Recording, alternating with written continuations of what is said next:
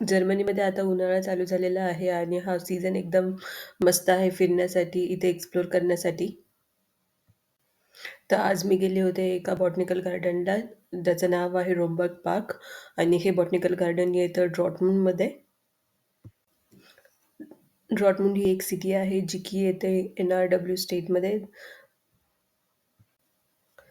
रॉमबर्ग park हे garden जगातील सगळ्यात मोठ्या गार्डनपैकी एक गार्डन आहे आणि हे गार्डन रॉमबर्ग फॅमिलीने त्यांच्यासाठी स्थापन केलं होतं आणि हे गार्डन वर्ल्ड वॉर सेकंडमध्ये पूर्णपणे डिस्ट्रॉय केलं गेलं होतं आणि त्यानंतर यामध्ये काहीतरी थोडेसे मॉडिफिकेशन करण्यात आले आणि आता आपण बघूयात हे गार्डन कसं आहे.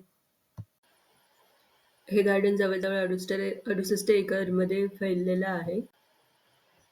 या गार्डनमध्ये 4,000 पेक्षा जास्त विविध प्रकारच्या झाडांच्या प्रजाती आपल्याला पाहायला मिळतात आणि याच्याच बाजूला आहे एक झू, जे की आहे प्राणी संग्रहालय आणि इथे जास्तीत जास्त प्रमाणात आपल्याला बदक पाहायला मिळतील. तुम्ही पाहू शकता की यामध्ये मी काही क्लिप्स ॲड केलेल्या आहेत.